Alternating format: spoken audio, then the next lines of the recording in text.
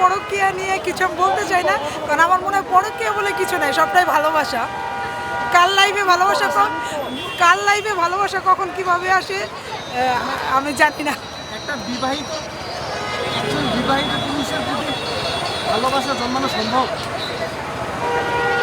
এখন যেই মেয়েটা এঙ্গেজ হয় বা যেই পুরুষটা এঙ্গেজ হয়, আমি আসলে অভিজ্ঞতা নাই তো, হয়তো বা তাদের মধ্যে কোনো কিছু কম বেশি নিয়ে বা কীভাবে আমি আসলে এই ব্যাপারে কোনো অভিজ্ঞতা নেবে বলতে পারবো না।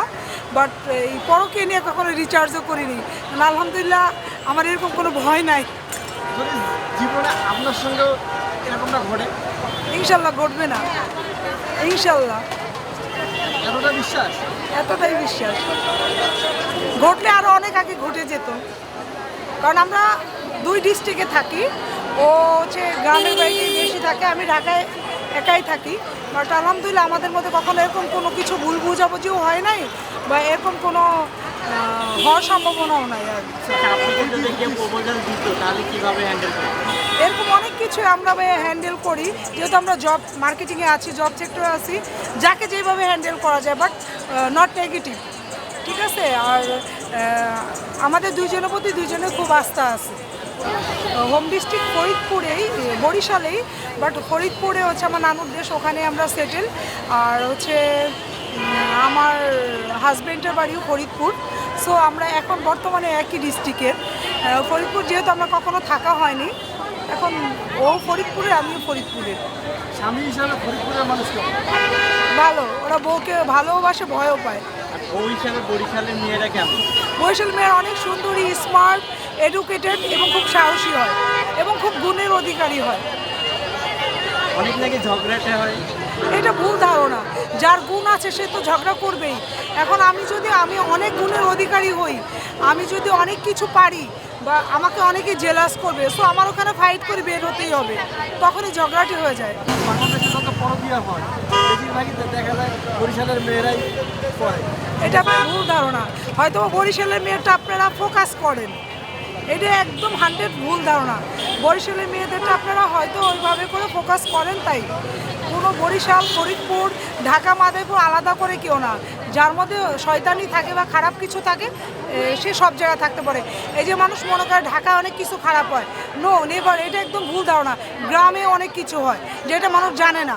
ঢাকারটা মানুষ জানে, আপনাদের মতো ক্যামেরাম্যান আছে, আমাদের মতো কিছু মানুষ আছে যেটা কথা ছড়াছড়ি করতে। আর গ্রামেরটা কি হয়, ভিতরে থাকে, বাট যখন খারাপ কিছু হয় সব জায়গায় হয়। বরিশালের মেয়েরা, আমি বরিশালের মেয়ে, এটা আমি প্রাউড ফিল করি। বরিশালের মেয়েরা সাহসী হয়, স্মার্ট হয়, সুন্দরী হয় এবং অনেক গুণের অধিকারী হয় তারা, এবং খুব এডুকেটেড হয় বরিশালের মেয়েরা। এত সুন্দরী, এত এডুকেটেড হওয়া সত্ত্বেও রান্না বান্না করতে জানে না, এই বিষয়ে আপনি কি কে বলছে? আমরা বরিশালের মেয়েরা ঈদের দিন সকালে একটা শরবত বানায়, ওটা খেলে আপনি হচ্ছে সারা বাংলাদেশের সব খাবার ভুলে যাবেন।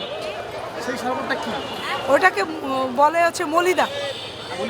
জি, এটা বানাইতে অনেক কিছু লাগে, নারিকেল লাগে, নারিকেলের ফোপড়া লাগে, তারপর হচ্ছে আতপ চালের গুঁড়া লাগে, অনেক কিছু লাগে যেটা অন্য কোনো জেলার মানুষ বানাইতে পারে না।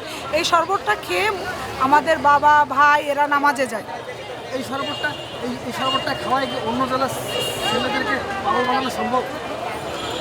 সেটা তো কখনো ভেবে দেখিনি, বাট যারা খেয়েছে তারা অবশ্যই মুগ্ধ হয়েছে বা ভালো লেগেছে। তাহলে কি এটা বলা যেতে পারে যে বরিশালের এই মলিদা শরবতের জন্যই বরিশালের মেয়েরা সুন্দর? না না, এইটা বলা যেতে পারে না, অল ওভার অফ তারা সুন্দর। যাদের মন সুন্দর তারা সব দিক দিয়ে সুন্দর থাকে। বরিশালের মেয়েদের মন সুন্দর, ওকে। আমার কাছে অনেক আনন্দের গ্রামের ঈদ, বাট বাচ্চারা সেটা বোঝে না। গ্রামের ঈদ অনেক আনন্দের। গ্রামে আমরা অনেক ভোরে উঠে আমরা শীতের মধ্যেও পুকুরে ডুব দিয়ে গোসল করেছি, এইটাই কিন্তু আনন্দের ছিল আমার। আমি 100% লাকি। সো আলহামদুলিল্লাহ আমি খুব লাকি। মানে আমার শাশুড়ি এমন একজন ব্যক্তি, মানে তাকে যদি আমি ম্যানেজ করে চলতে পারি বা তাকে আমি ভালোবাসা দিতে পারি, তার কাছে আমি খুব আদরের। আর আমার শাশুড়ি একটা খুব বড় গুণ আছে, কোনো বউ তার কাছে খারাপ হলো সেটা সে তার ছেলেদের সাথে প্রকাশ করে না, সে নিজে ম্যানেজ করে চলার চেষ্টা করে। বাট এখনকার বউ শাশুড়ির মধ্যে এটা নাই, বিকজ এখন বউ শাশুড়ি দুইজনই সমান। এটাও কি সম্ভব যে মানে শাশুড়ির এত সুন্দর করে প্রশংসা করা, এটাও কি এই যুগে সম্ভব? বিকজ আমি তার কাছ থেকে খারাপ কিছু পাইনি। আর হচ্ছে মানে আমি আলহামদুলিল্লাহ আমি অনেক মানে তার কাছে আমি মেয়ের মতো করেই বড় হয়েছি।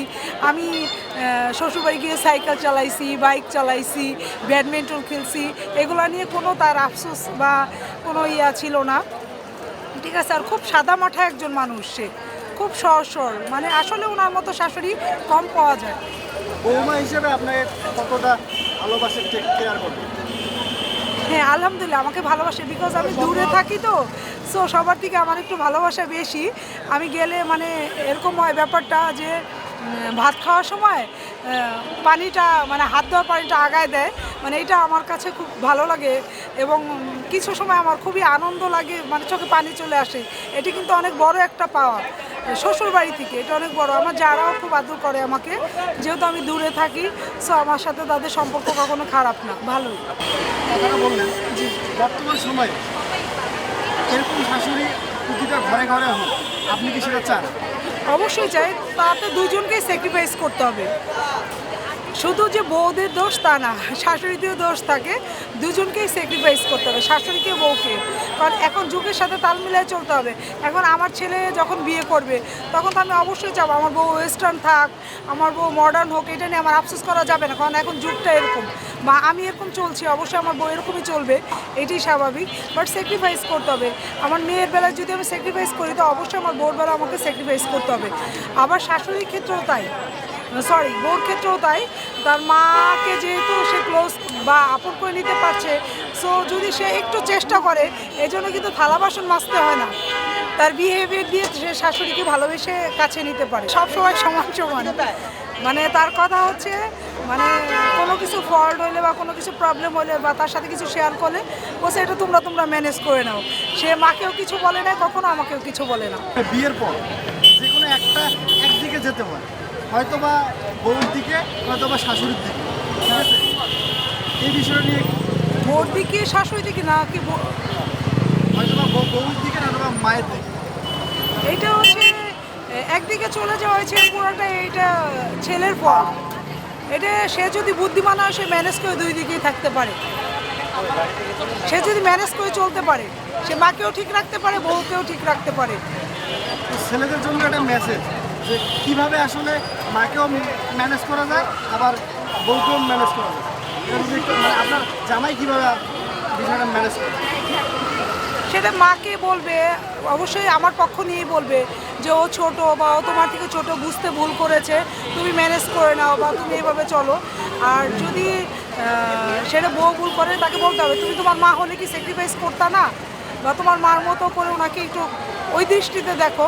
মুরব্বী মানুষ তো, এইজ হয়ে গেছে, ওনারা বুঝতে পারে না, একটু মিনিমাইজ করে নাও, এইটাই বলা উচিত। রেডি সব দেখবো, বাট হাটে অনেক বছর হচ্ছে যেতে পারি না। লাল শাড়ি পরে গেলে হয়তো গরুতে ধাওয়া দিত, এরকমই হয়তো ব্যাপারটা। না না, কখনো খাইনি না, এরকম মনে পড়ে না। আমাদের বাড়িতে গরু ছাগল এগুলো নাই তো, এর জন্য হয়তো বুঝি নাই। এই লাল শাড়ি পরে কি গরুহাটে যাওয়া সাহস হবে? আসলে এইভাবে কল্পনা করিনি, বাট পরার পরে বুঝতে পেরেছি। আমি রিক্সায় যখন আসতেছিলাম তখন দেখলাম একটা গরুর চোখ বাঁধা। তখন আমি রিক্সাওয়ালা মামাকে জিজ্ঞেস করলাম, মামা এই গরুটার চোখ বাঁধা কেন? মামা বললো কি পাগলা গরু তো, লাল কিছু দেখলে ধাওয়া দেয়। তখন বুঝলাম যে মামা মনে হয় কথাটা আমাকেই বললো। তখন আমি চিন্তা করলাম যে আমার মনে হয় আজকে শাড়িটা পরা ঠিক হয় নাই। না না, গরুর হাটে গেলে ওয়েস্টার্ন পরে যেতে হবে, জিন্স টি শার্ট ক্যারি করতে হবে, রাইট, যাতে দৌড় দিতে পারি। ওকে।